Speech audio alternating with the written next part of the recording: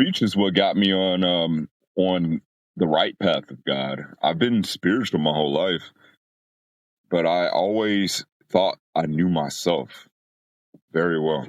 There was a lot of processing going on in my life where once I got to this stage of enlightenment through this book called Tao of Badass. It's really, I took it a lot deeper than what it was meant to be.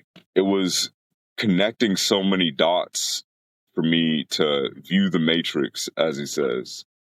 This guy, so he was a dating coach, and his name is Joshua Pelletier, and he inspired me so greatly because he took all these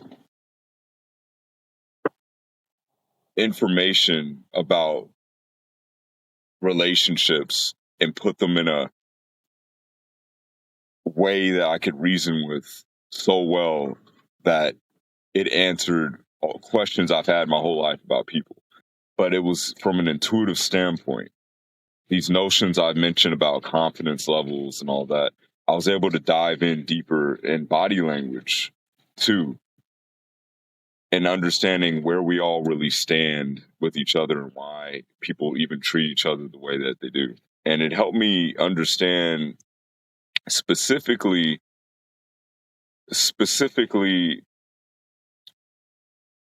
what I was overlooking in a lot of situations. When I went on my own and I applied certain information and I started like body language and how people treat each other was based on that, I could see others' body language and see what their motivations were in those moments. And that led to me to just a rapid evolution. But as soon as I got to a point where I was seeking answers, it wasn't really about dating. It was more about being human, just being alive.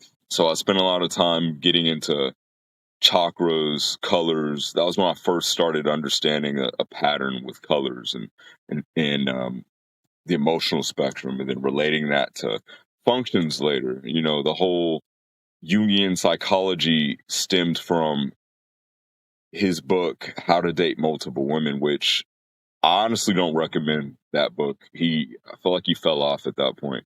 He was very on point with his Tao of Badass. That was a very good one. One of the reasons it brought in breaking up was if the woman isn't perfect for you, if you're in a long distance relationship. That one actually was very healing to me when I thought about that, because I instantly thought about my past mistakes and going, damn, this whole time I was in this long distance relationship, I was so hurt over it not working out. But I thought about that for about 3 years.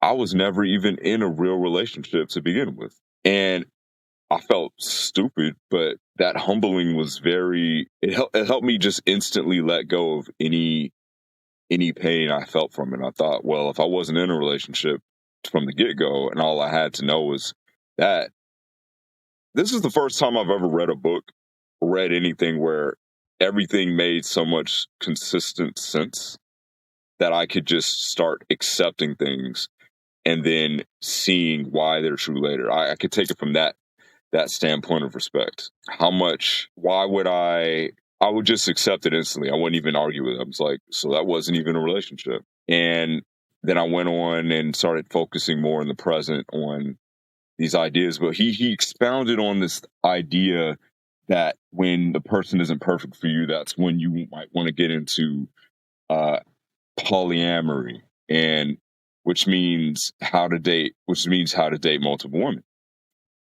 And mentioning how it's not so much like cheating and just fucking around, but getting into well-intended relationships with each other where the women would know that they're not perfect for you and you're not perfect for them. So you're not going to get married. And as you're dating each other, you date other women and they date other men, and you guys are just open and honest about it.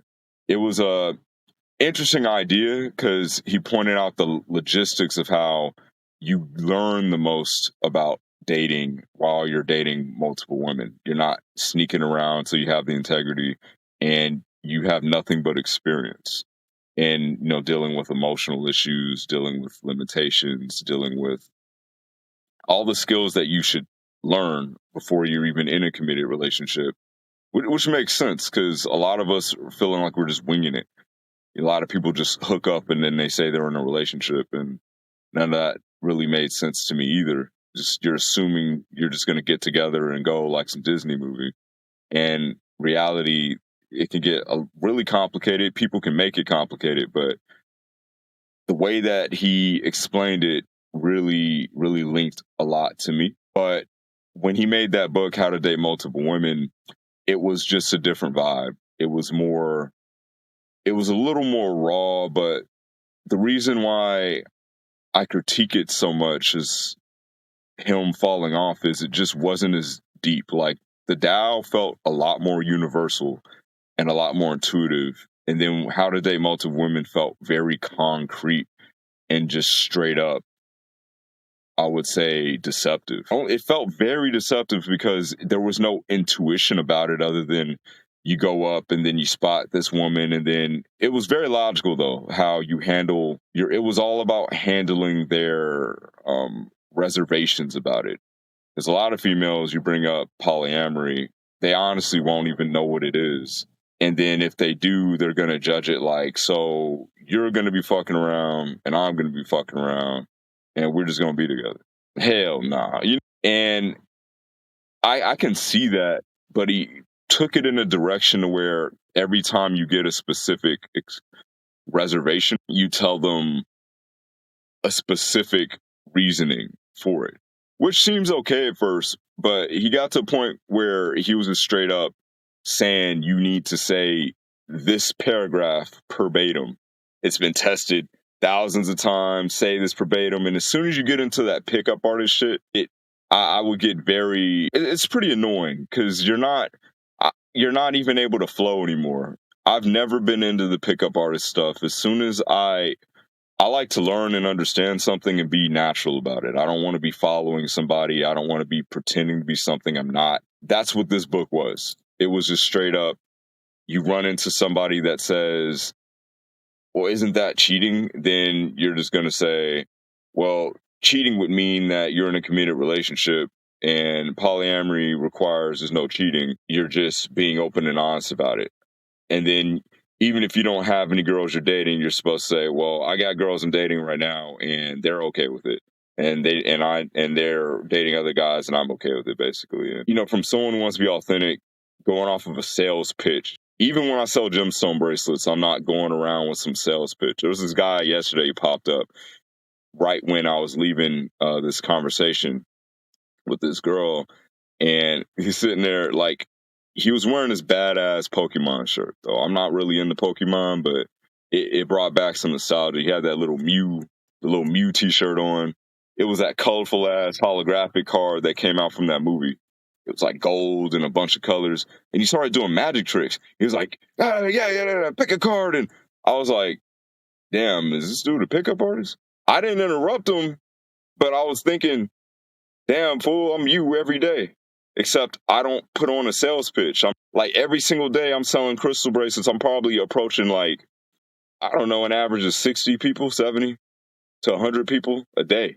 I'm used to it. I see it through it, even when someone's selling to me, but I'm never performing and doing. Sometimes I might perform a little bit, but I'm going to have fun with it. Like I might do the horse stance and show somebody, look, man, hematite. Then I get in his horse stance and I'll do a Kamehameha. People get it. It works. It works. And especially with my Spanish people love Dragon Ball Z.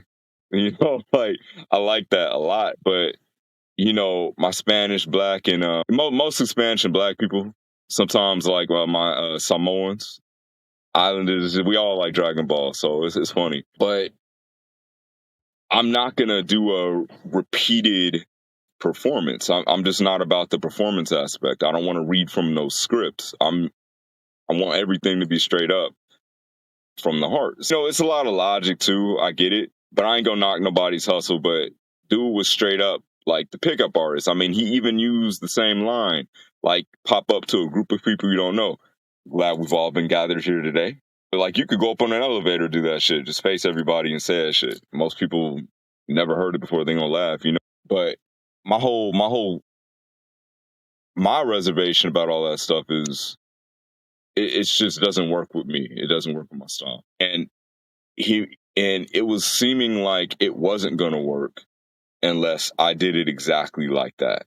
For somebody who was serious about understanding this whole dating thing and getting it out the way and one day meeting the soulmate, the idea is you get into polyamory, you improve with women, relationships, jealousy, the whole 9 yards of the skill sets it takes to handle yourself in a relationship well, to understand what to do, to navigate everything as it's happening. You just gain rapid experience when you're dating multiple women. I mean, I was sold on the concept. It made sense. Why should you be pretending like you're married with somebody and getting heartbroken and what's that word, full of baggage and resentment, venom, just because you're dating somebody and then they're trifling, or you're dating somebody and it doesn't work out? If It made way more sense to me that from the beginning, you just understand that you and this person are not right long term. And then you guys start dating, and then you date other women, she dates other guys. It seems like a great thing, and I still see the logistics behind it. The problem was, if I literally had to repeat a whole script for every single type of woman I met that had something different to say, that that would be the only way to make it happen. And I had so much issue with it because it was never even my style. Like, I did get good women to the point where I can pinpoint the type of women that I'm going to click with, the type I'm not going to click with. But that came from me making my own decisions, not from following a blueprint. So the Tao of Badass gives you a good introduction to understanding and then moving on from there. And I think that's why Joshua Pelletier himself ditched everything about it. You can't even find him today.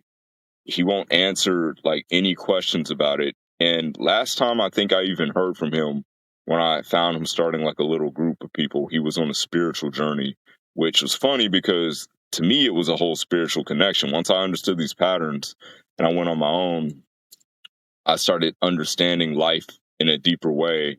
And I was really more interested in why people do it.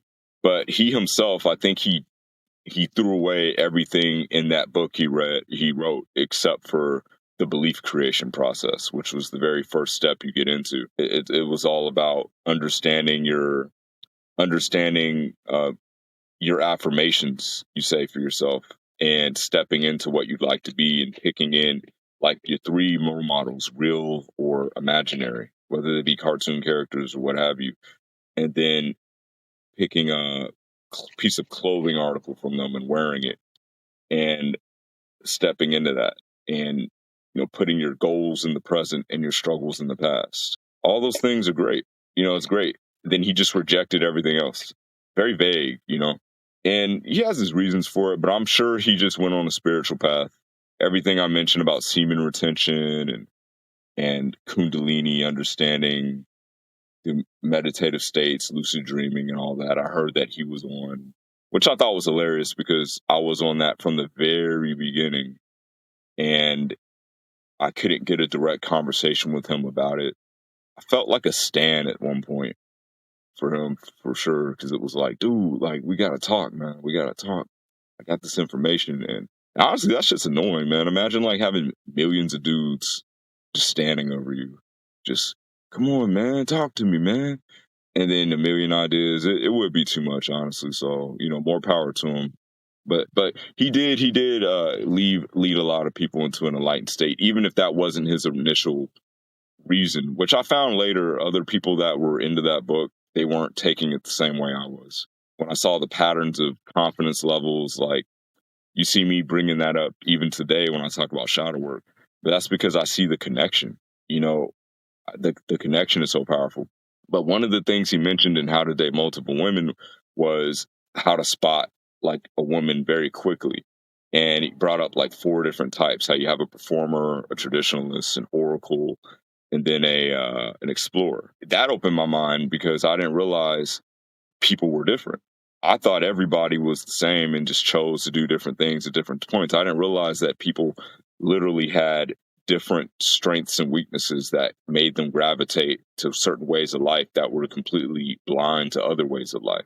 And and then that's when you get into personality. So the performer types are the physical athletes, the athletic, the people that are in the moment that don't put a lot of deep thought into a lot of things, and they're like the type that you see on the dance floor that are just controlling the dance floor and just responding quickly to physical stimulus and don't really aren't into intellectual conversations too much, get bored of that pretty quickly. And then you have your traditionalists, which are the average person. These women are just the ones that you see that are kind of princessy, and they're just very reserved, and they take the longest time. Like they have the biggest reservations on sleeping with someone, and they might even like deny it, things like that. They're the type of girls that during college they act like explorers, and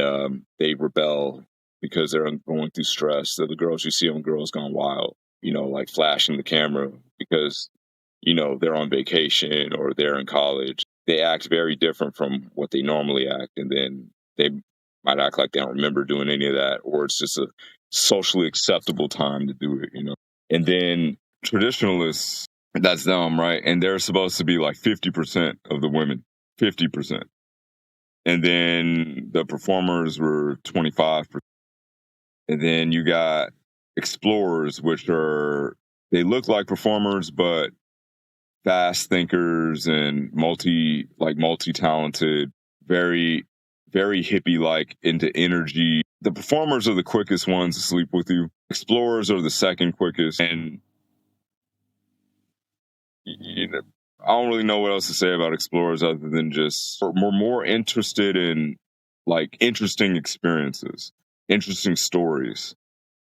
Weren't really as much about the physical, but more about the energy and the it's more cerebral, as you would say. And when I heard about that, I thought, oh, okay, that's interesting. And that's supposed to be what, like 20%, I think 20% of the population. And then the last 5% were this type called oracles, which are basically very psychic, like understand you without you opening up much, get you instantly, seem to look through others' perspectives, and how you say, just very, very, very different, and usually blend in and pretend to be like other personality types, like chameleons in a way. And like the traditionalists who goes through their explorer binge when they're going through stress, they can go through a performer binge when they're stressed. These types are like the third or the second. They take the second longest to sleep with somebody, but how you say, they would rather like connect to who people really are because they're going to see who you really are anyway. And that was very fascinating to me because I never really thought about that during that time. And when I heard that, oh yeah, and they literally go through a performer binge. So you'll notice like the performer is the opposite of the oracle, and the explorer is the opposite of the traditionalist. Performers and explorers don't go through binges, but traditionalists and oracles do. So when I heard that, that was super eye opening for me. And then I thought about many people I've met in the past. I thought about myself, and I went, "Damn, which one am I? I'm probably an oracle because when I went through a shit ton of pain, I started working out.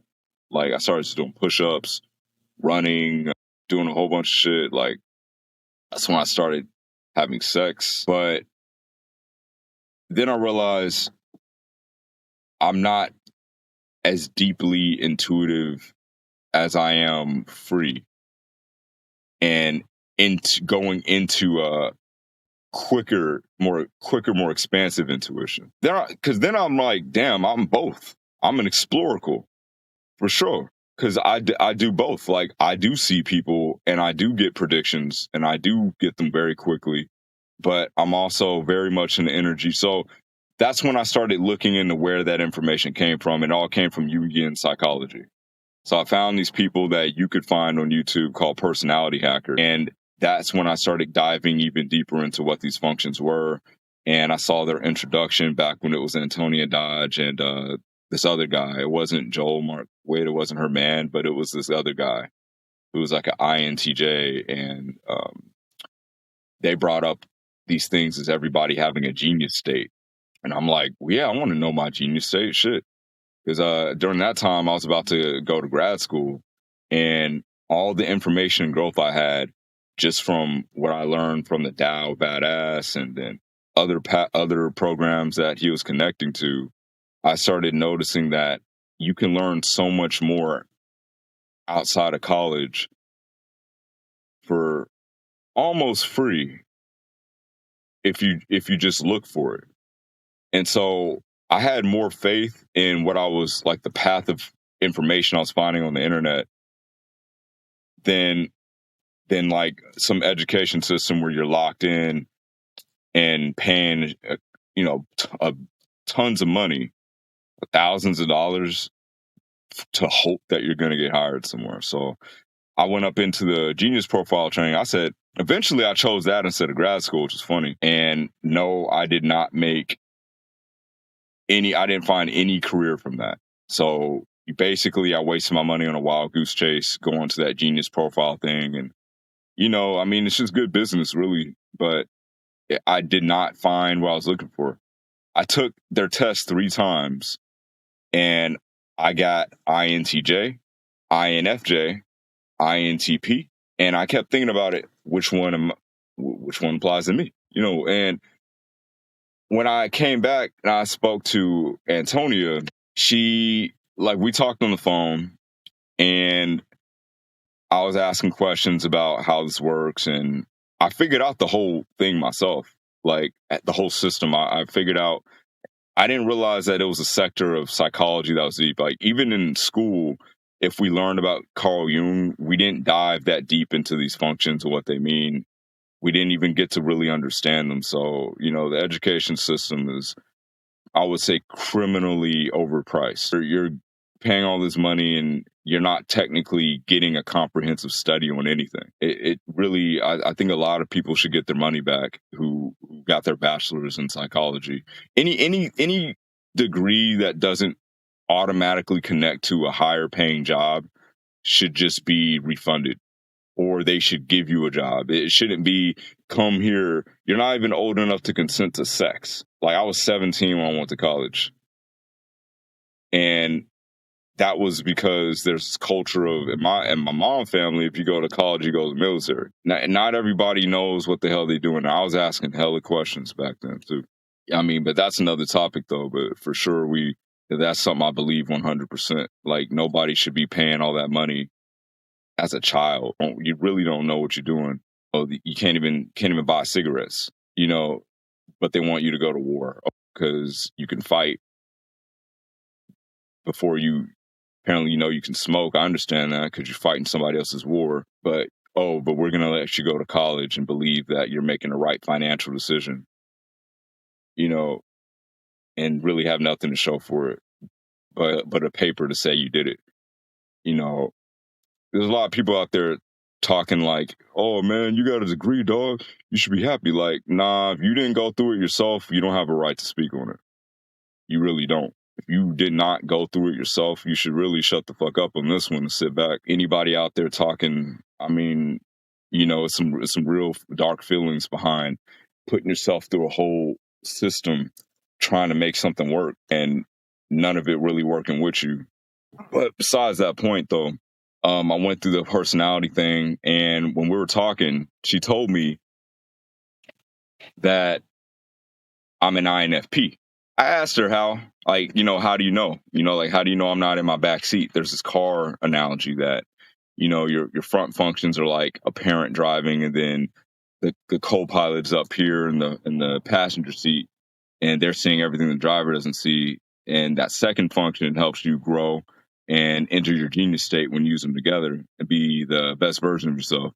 Then you got behind the driver's seat, you got this third seat passenger, which is your 10-year-old, your inner child, which is where you can get defensive. So you want to play with it. And then the fourth function seat, you're dealing with your 3-year-old, which is where you get stressed out, which is how you relax. which I found out later is your anima, your inner woman, basically. And makes sense because it's how we relax. They only focus on those 4 functions during that time. But, I was legit like, how do you know I'm an INFP? Like, how do you know I'm not just a thinker in their backseat? She said she's been doing it for a long time. She said, you're not hard enough. And that shit was funny because, okay, I could see that being an accurate statement. I'm definitely using a lot more feeling based in what I got. Plus, if you do it every single day, I could see that she talks to a lot of people and understands the patterns with them and all that. So I found that very fascinating too. I just had a bunch of questions on how it's supposed to work. So I had this whole perspective like, okay, so here I am reading this profile. And I was like, man, ain't this some bullshit? I've been doing all this stuff already. The only thing I did not do knowingly was handling my 4th function of cleaning my room, doing simple tasks. I started doing that shit by default in 2012 when I reached enlightenment. I just made a choice just to do everything that I had to do as soon as I had to do it and not think about it. And that instantly put me at a better state. I used to sit there and worry about little details like, oh, if I have some shit I'm carrying, I should set it somewhere not on me. But then I just set stuff on me and didn't trip. And I just wouldn't think about it. And instead of feeling fearful like I was going to forget it and it was going to drop or something, I ended up just putting it back in my pocket, moving on, just nothing was a big deal. But for real. And I did a lot of nostalgia work with my 10-year-old too. Memory, I would play memory games all the time. I'd make jokes. I'd create memorable moments. I would go after what I was afraid to do. I stayed open-minded. I always reflected back to my morals. So when I saw this profile thing, I was like, why did I pay for this? I paid like $250 for some test that wasn't correct to find out that I'm an INFP, and everything about being an INFP I already did. If I'm already a genius, what the fuck? Like, I thought a genius was somebody who makes anything that they want happen and finds ways for the whole world to follow the same footsteps. So you end up being a millionaire, finding a cure, creating a new technique. They brought up how your genius states all have different types of geniuses. You got physical geniuses like Jackie Chan. You got the peacemaker people like Martin Luther King. You got you got your oracles. You got your, so on and so forth. So to find out that I'm like this instantly reminded me of Captain Planet. How the people had the little rings. The INFP is like the dude with the heart. And I'm like, man, that's like the lamest one. Like, you need him for Captain Planet, but what's he gonna do by himself? Heart. And I'm like, dude, what's an INFP? Is that so? I'm like, for real, like this genius state of an INFP is like, I feel that. That much.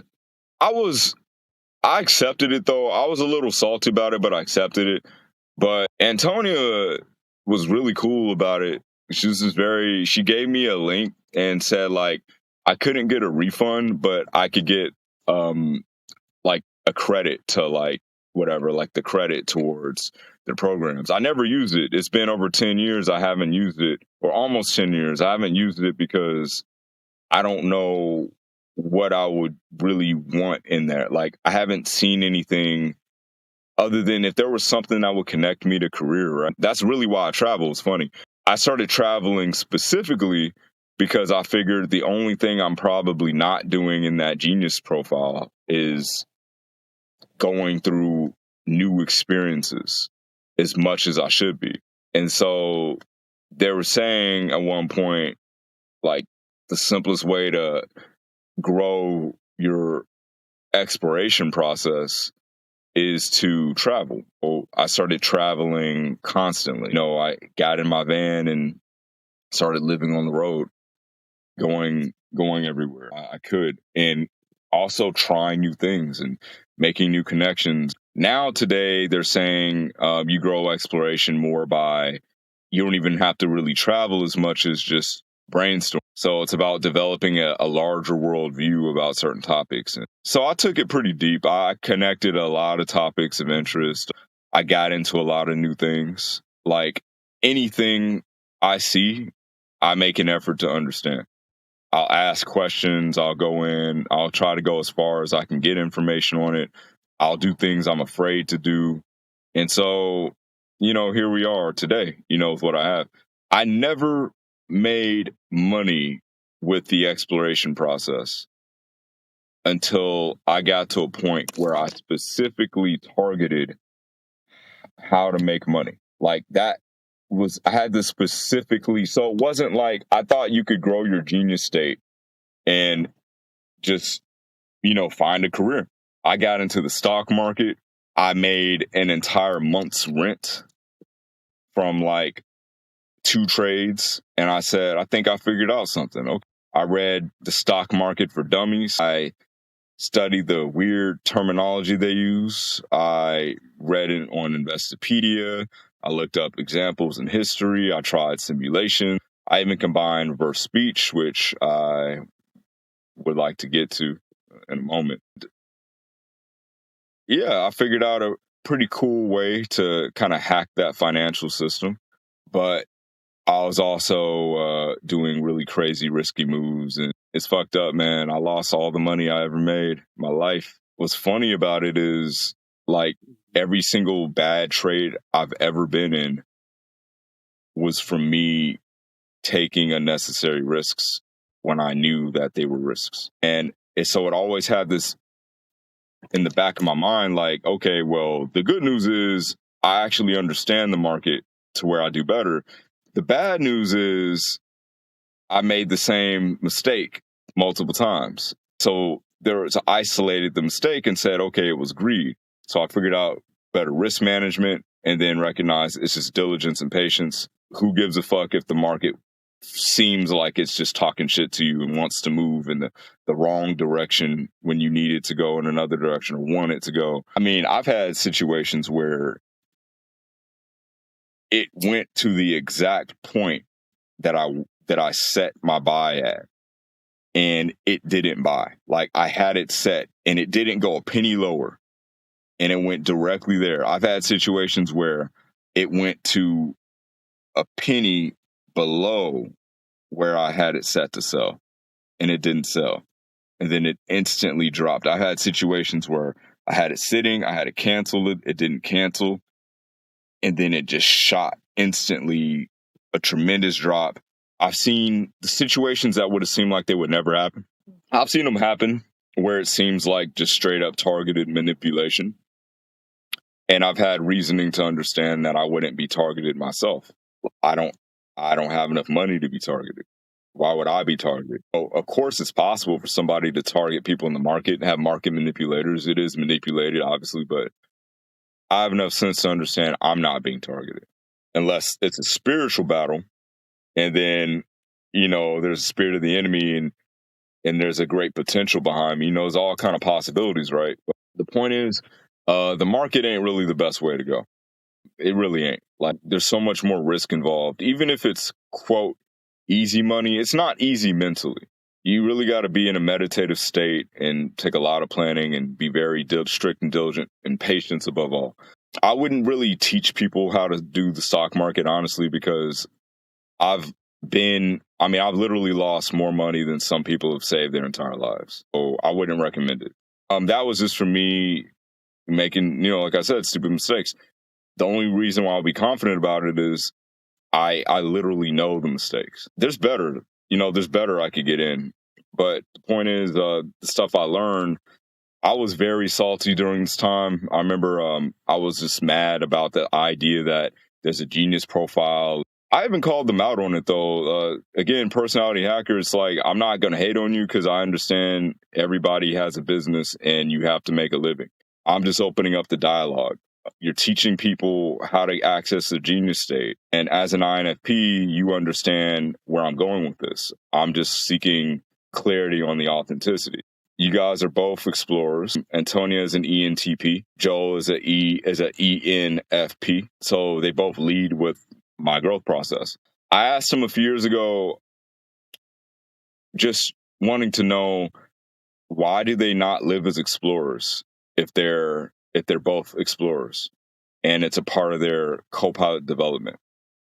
to use exploration combined with their, whether it be Antonia's accuracy or Joel's authenticity, why aren't they connecting new things? And more, my question is literally just to understand, if they are living as explorers, then how can I get into it? And I did get two separate answers. One was, it felt actually what I was thinking was that they have children, bills to pay, and they would rather, be more practical. So that gives up another question of, so does that mean that exploration geniuses don't handle what's needed through exploration?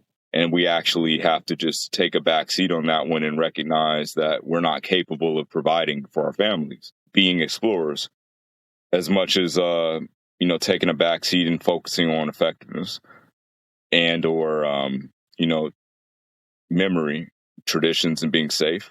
And then the public answer I got was, there was an assumption in my question in that they are living as explorers through doing their profile training courses and trying new business models and trying new things. And my only concern is, how is that different from developing extroverted thinking? I mean, that just sounds like choosing business over exploration.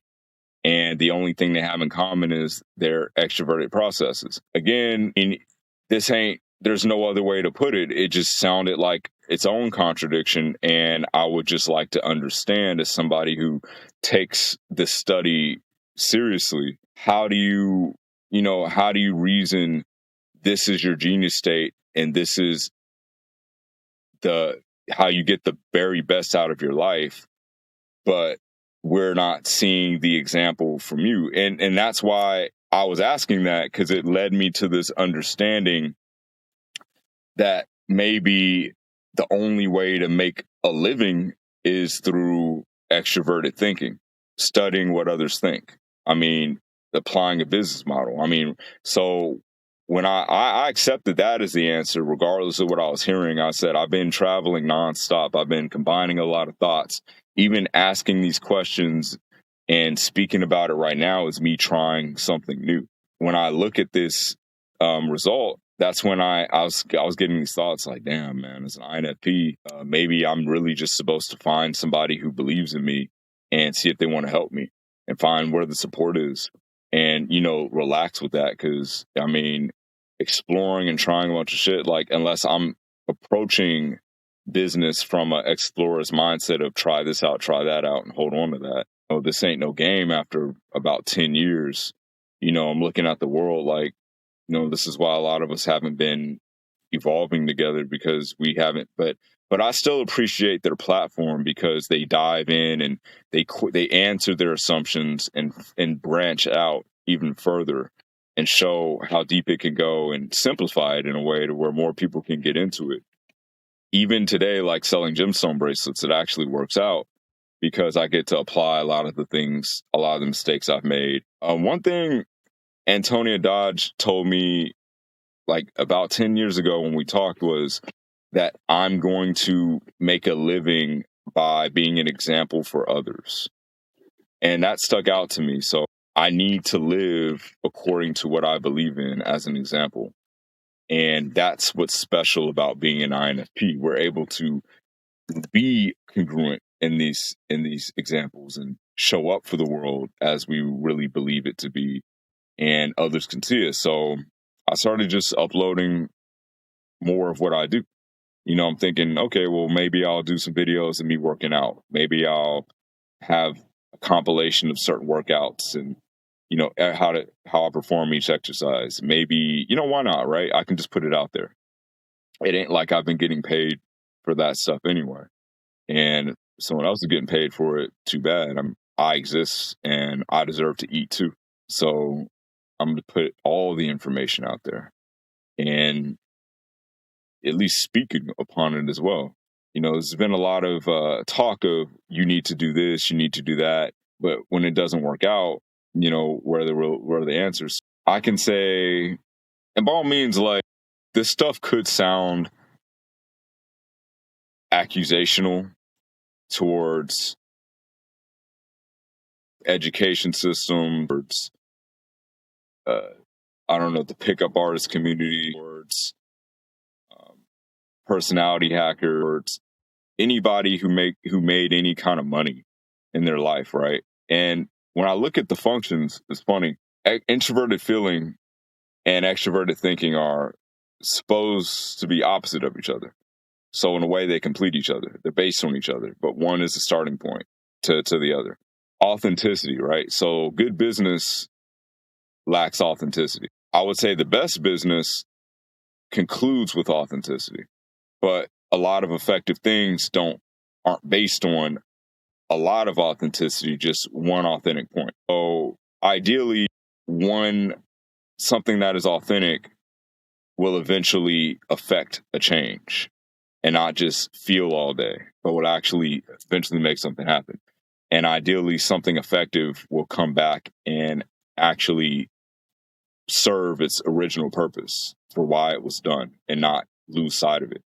Who wants to climb a mountain to find out it was the wrong mountain? That's my analogy of effectiveness without authenticity. Like, as it's like you climbed a mountain, right? It's, as they said in Baki, it's like to have strength so great that it robs you of your dreams, knowing that one more step you would be achieving nothing. I mean, you're at the very top of the mountain, you take one more step, you're either going to go back down the mountain or, you're on the same peak. One more step brings you nothing. You have strengths that has just robbed you of your dreams. So what I saw was just, and who knows if I'm like the only INFP that wanted to be independent, that wanted to figure out how to make a living. It's not even just about money. It's about having the ability to live the life you want to live. You want to travel, it can cost money. You can backpack, you can stow away on a train, you can work on a ship. There's a bunch of ways to do it, but, and there's a lot of fears and what ifs that we can challenge. Though we could also figure out how to make money so that we can afford the food, the gas, go on the projects like Elon Musk. He's got a lot of funds going to a lot of interesting projects, for him. The point is, that's something I wanted to just find a career, an actual career. And when you're told you just got to go out and try a bunch of things and then you do it and then you still don't get nowhere, and then you see the people telling you to do it, not doing it themselves, you want to know, okay, is this true? Tell me if I'm tripping. Like, this is literally the blueprint. Oh, there's nothing else I can say but just that honest feedback of it doesn't sound like a complete method. And if you are a genius, it doesn't really feel like a genius because it's not really, doing anything. But it helps for people to figure out that stuff anyway. The doubt, skepticism are all related. I mean, they stem from, I wouldn't call myself a skeptic. That's like assuming that somebody is wrong. And I think that they could get defensive for me calling them out in a very direct way. But I'm honest about what I'm asking because I want to know the truth. That's why I'm asking it. The problem is when you have money involved, people get defensive and very serious because money's a serious thing. So, the love of money I can see as the root of all evil because it motivates us to do what works at the cost of what's right. Doesn't always have to be that way, but I'm literally asking those questions out of curiosity because it is a contradiction. We can't bypass that. And one of my questions, but then there's a healthy way to do it. And because it's a platform, we're not sure whether or not we're able to do it and whether or not it, especially you don't want things to be public. But if they are public, then they should be answered publicly because I'm sure I'm not the only person with that question. I mean, it's hard to believe that I would be the only INFP to ever wonder if it really works when you got two explorers telling you on how to enter a genius state and you see them doing the same thing every time you see them. It makes you wonder, is it exploration or am I tripping? Like, am I supposed to be with a backpack going all over the world showing people how lost I am? And then they want to like donate to my Patreon I mean, is that what it is? Or is it me getting on a platform and speaking on something I haven't heard anybody else speak on? Because I'm not about to live my life based on someone else's instructions every step of the way. I'm I'm fully aware, but I'm also not seeking to offend anybody either. That's just me asking an honest question of, is that still exploration or is that more effectiveness? And if it is exploration, then, what is it? Or is it just making money as a goal so you can't skip it? Making a goal is effectiveness, and they're interrelated because that's what I'm seeing in it. I'm seeing that anyway, and then that would lead us to diving down the 8 functions where we can get undermined. And for INFP, we deal with a lot of undermining for what we think. It being our last function, other people tend to undermine what we think. It might not come off in the most logical way. There might be a lot of emotion in there, but we need to take the time to be careful with that and not undermine. So I remind myself not to undermine any of the 8 functions.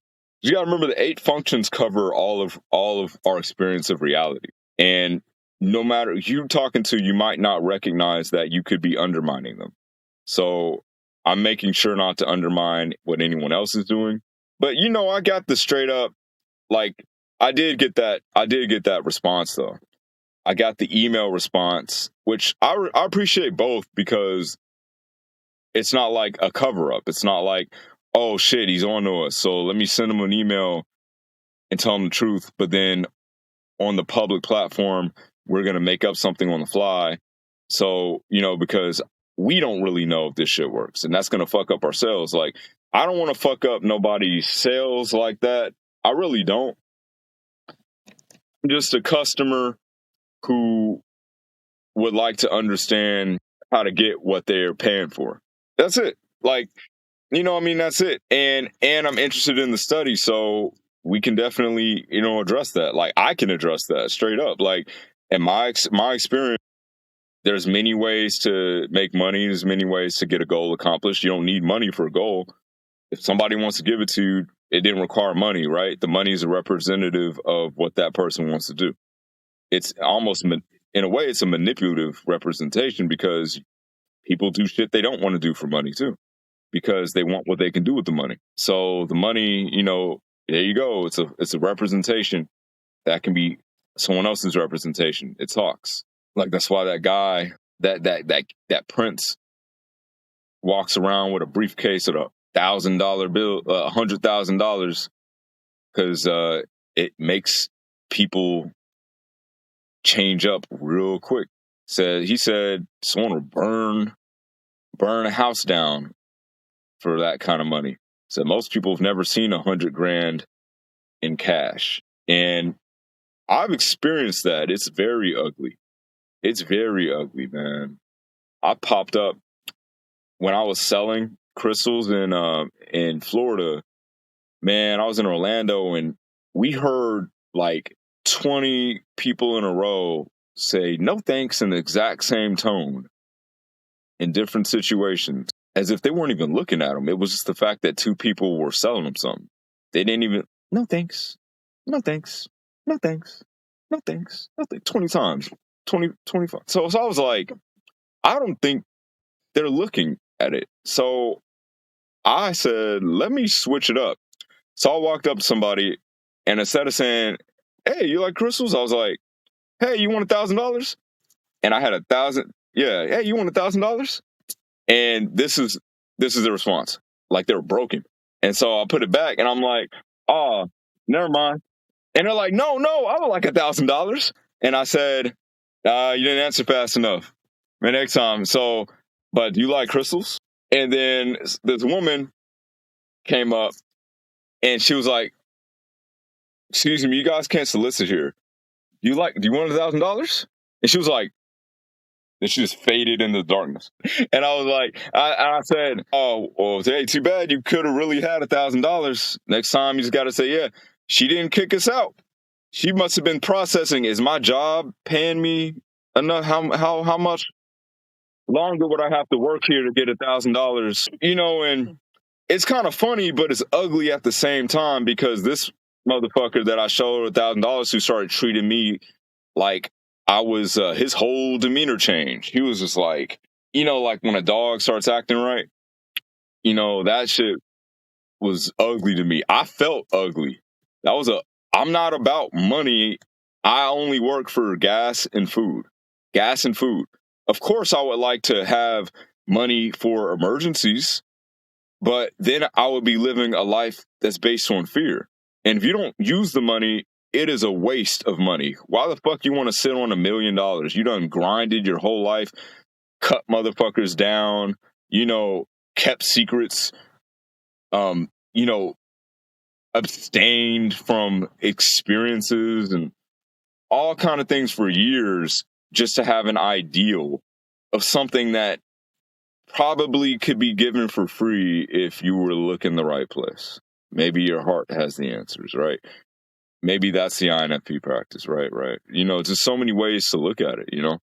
But money talks a lot of shit and people believe it, and it was crazy. Like, dude was treating me thinking like he was looking for me later, like, and that shit, brings me to YouTube.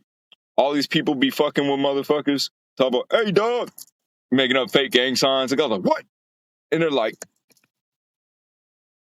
nah, nigga, I'm playing with you. And then they be like, it's a video, it's a video, it's a video, it's a video. And like, man, quit fucking playing with that shit. Now I'm realizing, damn, top-notch idiots are entertaining, but then there's other people that fuck with people. But they ain't the only ones doing it. Then that shit got me thinking, damn, there's motherfuckers out here that have to fuck with people to make a living. There's a dude I saw, I think his name was Young Mooch. He went over and started eating people's food. And they're like, oh, the fuck you do? He's like, hey, man, I'm hungry. I'm sorry. I ain't got no cash on me today. Yeah, man, I appreciate it, though. He's like, oh, come on, man. Can I get like a bite of your sandwich? Nah, get on. Come on, man. Come on, man. Then he grabs a drink and like takes a sip and runs off. And they chase him down, about to beat his ass. He's like, you good, dog? You good? Get off me. Get off me. Get off me. Get off me. Good, good. It's a video. It's a video. It's a video. The guy's like, no, you good, dog? No, I'll buy you some food. All right, I'm good. And I'm sitting there thinking about it. He had like 400,000 views. So he's getting paid enough monetization to go out, fuck with people, pay for their food. He can even Mr. Beast some situations and give them like, oh, I just bought them all. He could do that shit. But I'm thinking about it.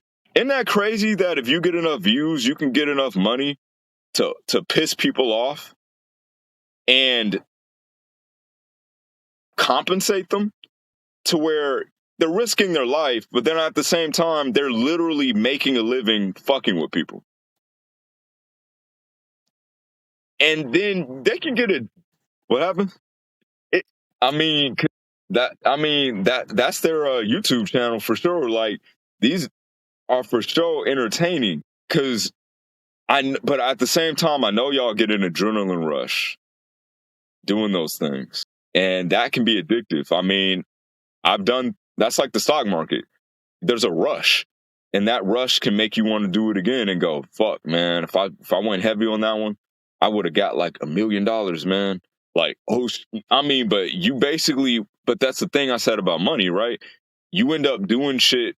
Would you have done it for free? Would you have gone up to them group of gangsters in New York City? You from LA, you walking around, people are like, get on my block, homie. The fuck you doing on my block? It's a video, it's a video. Hey, come on, man. Like, I'll pay your rent this month, man. Don't kill me. Like, I don't know what they're saying out on the side, outside of the cameras, but they get enough views where they could pay somebody's rent. Like, and they could really, there's a lot of shit you can do with that. I don't think their videos are fake, but I know that you could pay somebody's rent after you piss them the fuck off. If it's that serious.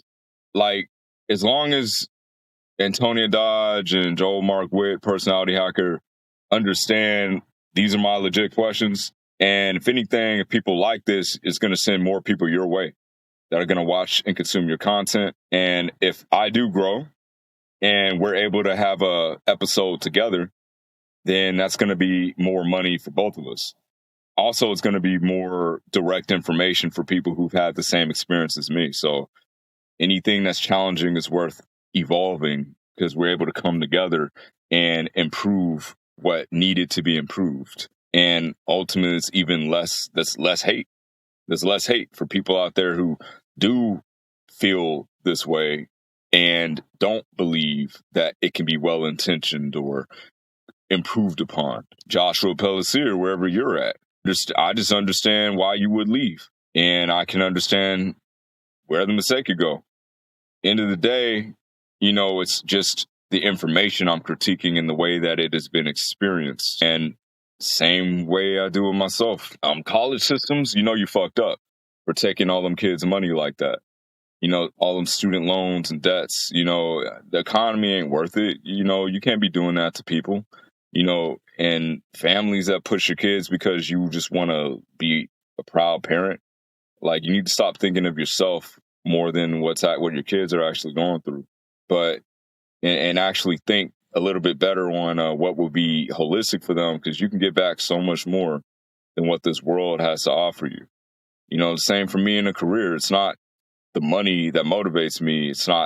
It's really just the effectiveness that I didn't know that I could have.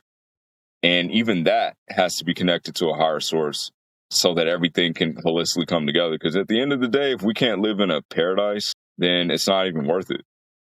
But I don't remember where I was at before, but I was getting into like the money is ugly. It moves a lot of people for sure. And, realizing how many people just live for money.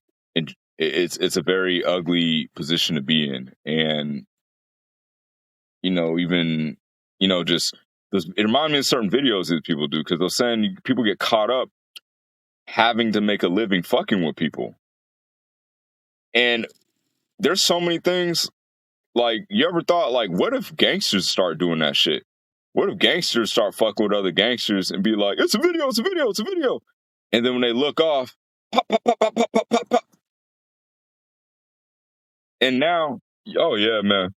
Yeah, we need to uplift the vibe, because pretty soon, like, eventually, man, people get tired of being hungry. People get tired of seeing their own people die. People get tired of motherfuckers eating steak and lobster while they just get more ignorant, more stupid. Like, it's all about uplifting. That's why I like to point out all these platforms that I was able to learn from.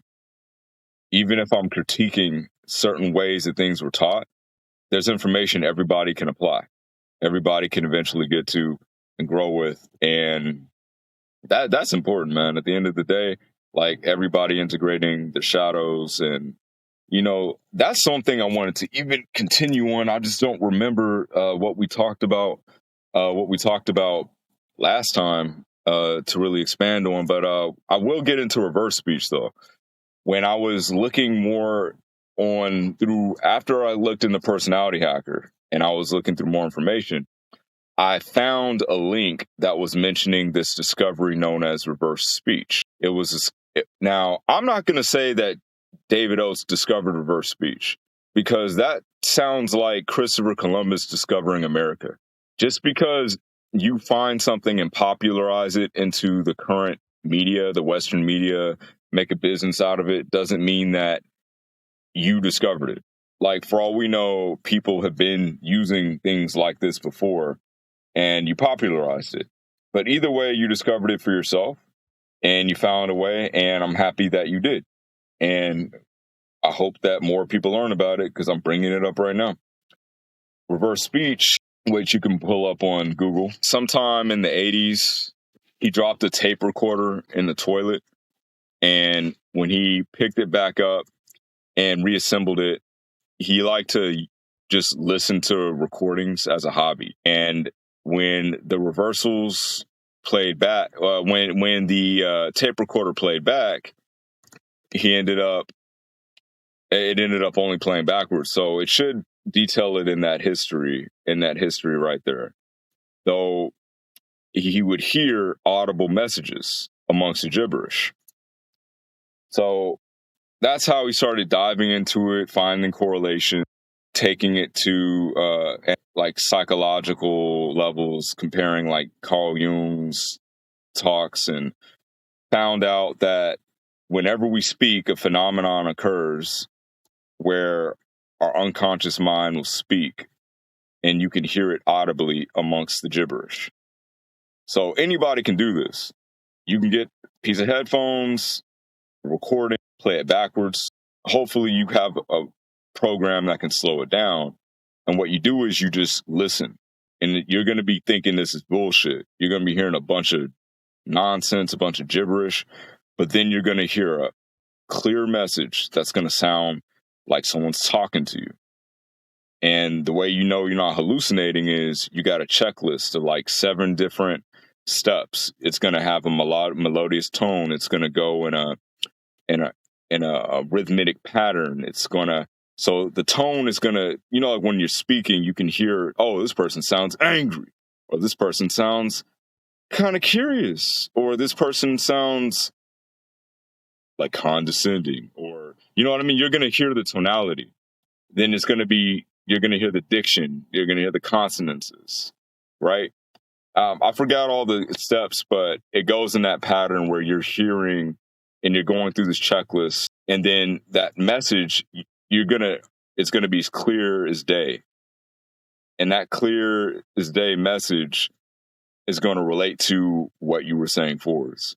And the thing about that message you get, it can be as shallow as what you were currently thinking when you said it, or it can be as deep as what your soul has been programmed by. So you get unconscious behavioral patterns and archetypes, metaphors. You'll hear very deep things about yourself that reveal what's been controlling you in your decisions. And at the deepest level, you'll hear advice from God, literal spiritual reversals. So when you go through examples at the top middle, right on the right of podcasts, you can even search and you'll hear this. I'm glad that you can pull this up for everybody to see. This makes this a lot easier. You can go to politics.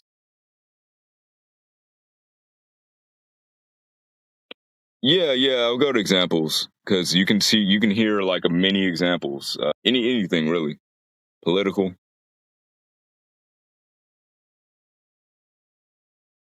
Yeah, like I don't know, something that we know about. I don't know anything about that. Cardinal George Pell. See, this stuff's kind of old. I mean, I've heard so many on Trump, but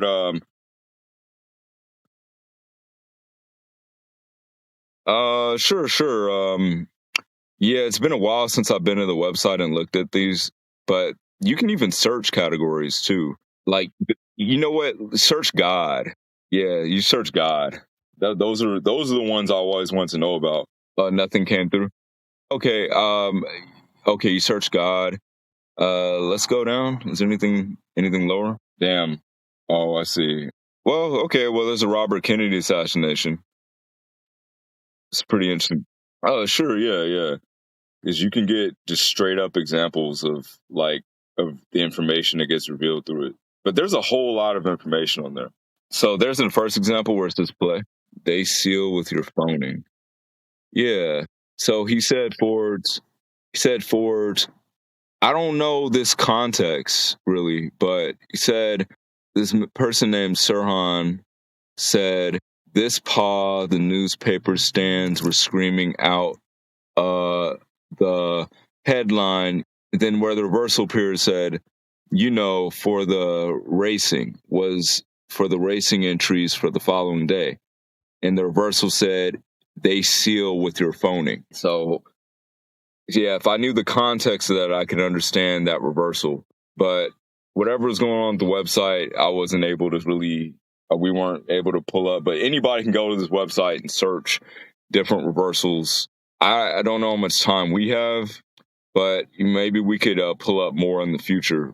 But for me, I went through when I found out that not only that none of the reversals that you get will tell lies, it made it sound like I could figure out the answers to anything. So I wanted to know very simply, if this is true, I want to know if there's a way for me to change the way my hair texture grows. So I wanted to see if my hair can start growing like some super, like something you've just never seen before, like the most. I think all hair is beautiful, but I wanted something to be like the most beautiful, thick, silky, like almost like unrealistic kind of like, oh my God type thing. And I'm like, and if that happens, then okay, we're in business.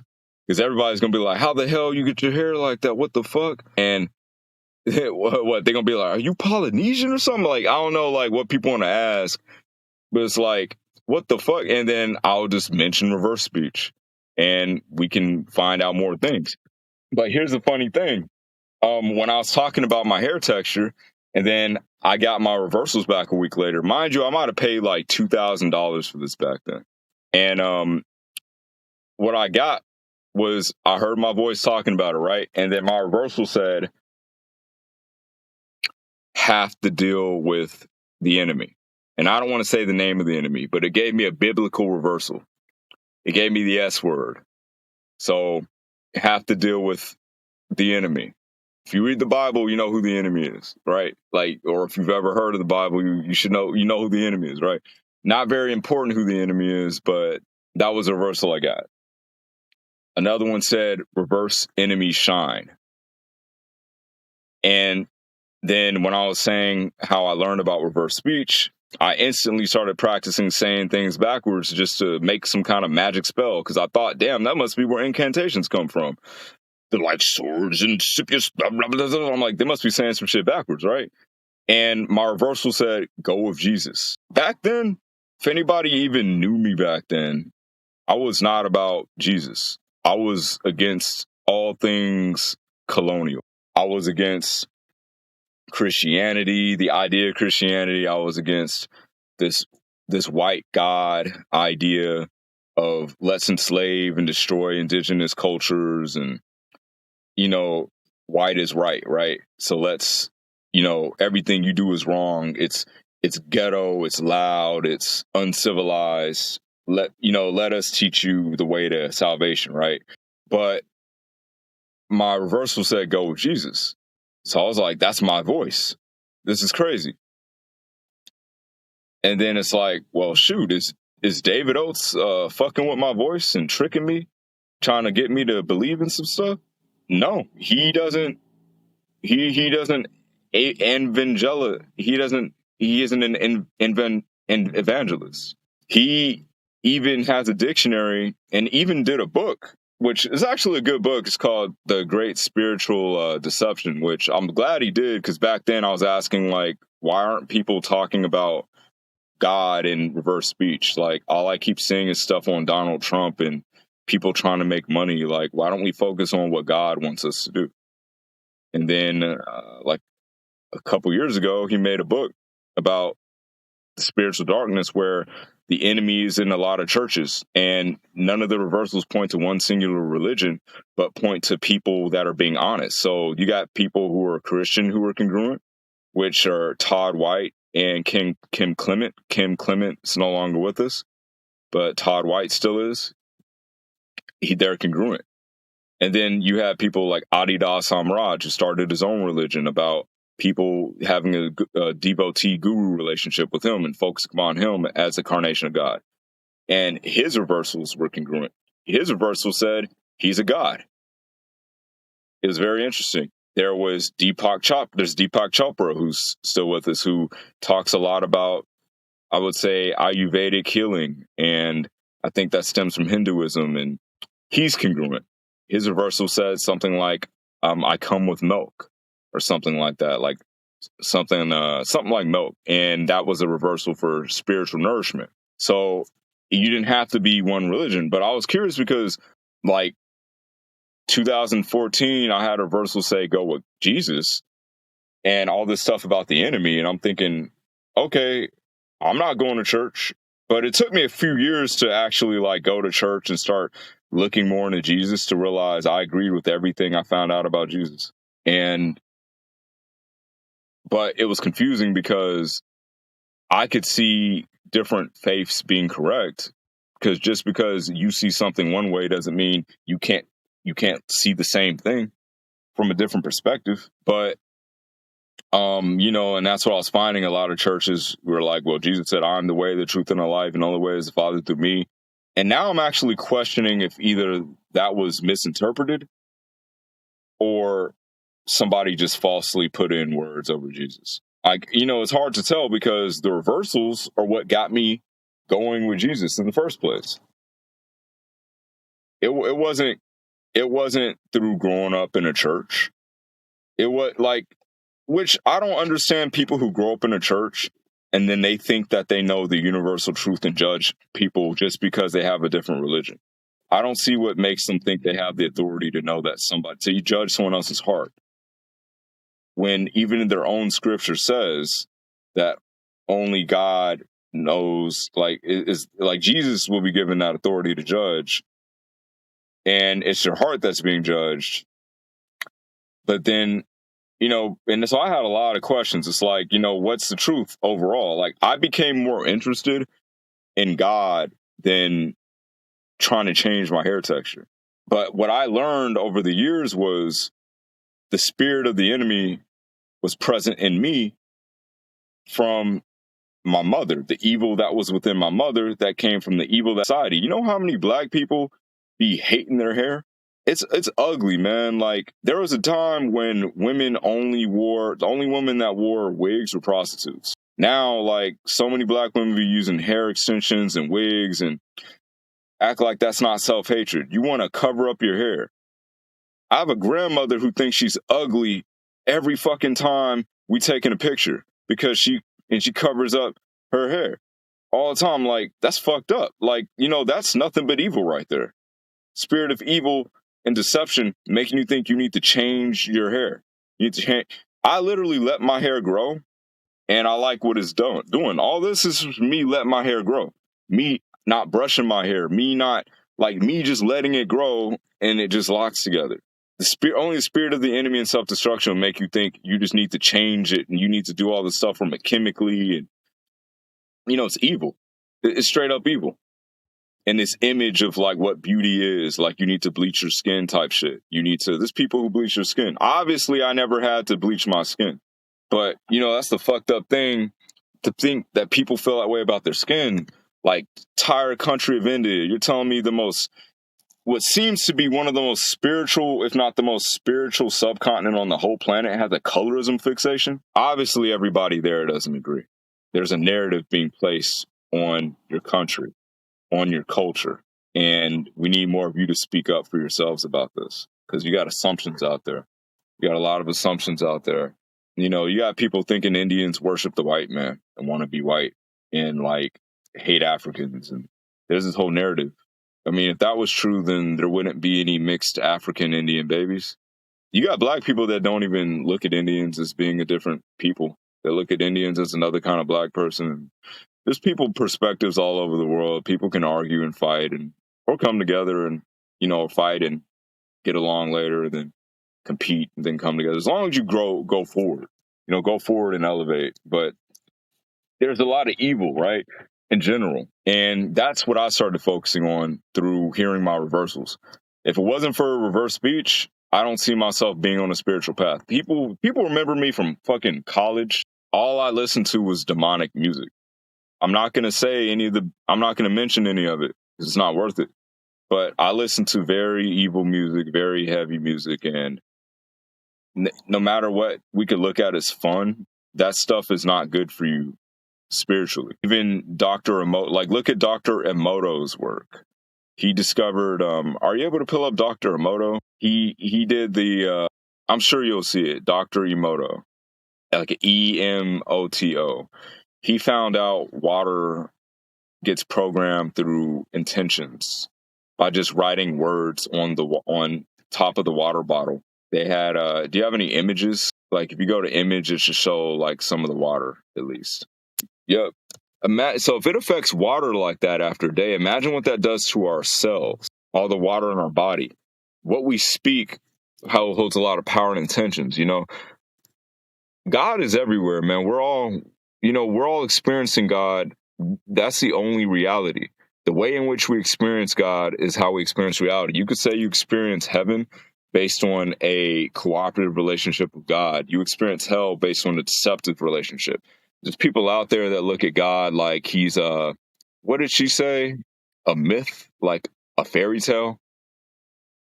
Said Kami-sama was like a fairy tale or something. There's people out there who lie to themselves about the existence of God, and they experience, like, it really comes back to how you approach life and love in general. If you don't have any love for life, you're clearly going to be experiencing a lot of pain and sorrow. So imagine the unconscious words that we speak. So that's where reverse speech comes in. And with reverse speech, we get into a lot of the understanding of our unconscious behavioral patterns, what we should be doing with our life. And I didn't just get Christian metaphors. I got Nordic reversals. I had Odin once. I had Arabic reversals. I had animals. I had like Venus. You know what I mean? We all have many types of reversals, but they also seem to have themes. So Emoto was doing this research on just words like hope, just reverence, peace, all that. You get sacred geometry, right? And this brings us back to crystals and sacred geometry in general. They help us balance. A lot of that sacred geometry is just about balance. What we call negative and positive, electrons and protons, all that. It's not so much good and evil, but it's more like a balance of ratio, like too much or too little, right? If you have too much fire, it's wrath. It burns shit down and you start over. If you have too little fire, things aren't moving, and I think they could go stale even. But if you have enough fire, it's warm and there's progress. So there's a lot of balance. I would say good is actually balance, and evil is when things are out of balance. And there is no balance between good and evil. There ain't no, you need a little bit of evil and then that's too much good.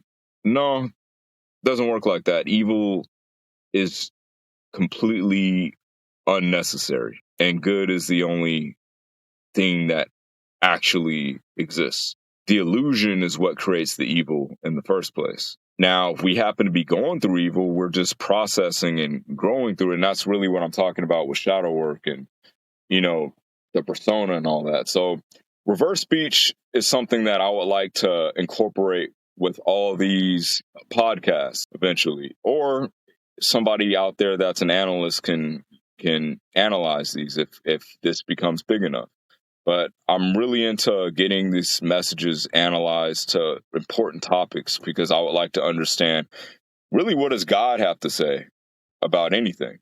Like, if I could talk to people about different religious perspectives, money, authentic topics, leading experts, ideas of solutions, and then someone analyzes these for reversals that reveal a spiritual level reversal. Not only can we get like unconscious reversals that'll tell you what I'm thinking, what I'm feeling, what any guests are thinking and feeling, but also, like, if we happen to be fortunate enough to get a spiritual level reversal of do this, do that, that's God's voice. Every time you get a spiritual reversal, that's God's direct, like, message for everybody to work with. So whether or not I ever do it, or my girlfriend does it, or somebody has the time to do it, the more that we have these talks with, which is why I like to get if this microphone isn't clear enough, it's easier to hear reversals when you have a clear, crisp recording. That's why I like having a microphone where you hear all the consonances. Because I used to listen to reversals every day when I used to take the classes. I didn't finish the classes yet, but I know how to find them. I didn't finish them because they were like, I don't even remember how much I paid, like $2,000 again. I don't know, like $2,000 to $4,000, and I wasn't making any money off of it, and I had to pay the bills, and I lost my job, and I had gotten another job later, but I didn't have any work in the meantime, and I had homework to do for the reversals. Because you have to go to class to become an analyst. Like, you can find out about it on his site. I didn't feel like it was worth it because then I would have ended up having to look for clients to do reversals on. And it takes like 3 hours a day of just sitting there with headphones, listening for messages. I mean, I'm into it, but I'm not so into it that that's how I'm going to live my life. I'm not. I'm not going to sit there for 3 hours a day listening for reversals when I want to know what God has to say. He's going to tell me anyway. But knowing that we can find out deeper by focusing into it and finding collectively, that this is a beautiful use of technology to connect to God. Yeah, but I still don't know why most people aren't using reverse speech for that reason. I don't know if you're wondering the same thing, right? Like, why wouldn't people want to use it? Because people got bills to pay. So people would rather hear about Donald Trump and whatever's in the media right now. People would rather know if whoever they're going into business with is going to screw them over or not. People would rather know, how to get rid of their eczema or whatever. Like, if that's a known issue, or their cancer. I mean, for real, I get it. People got different priorities, and whoever's got time to fuck around and find out about God, like, can do it. And so that's just what I'm saying is, I would hope to use this platform to even double back on these talks and even find deeper clarity, with reverse speech for sure.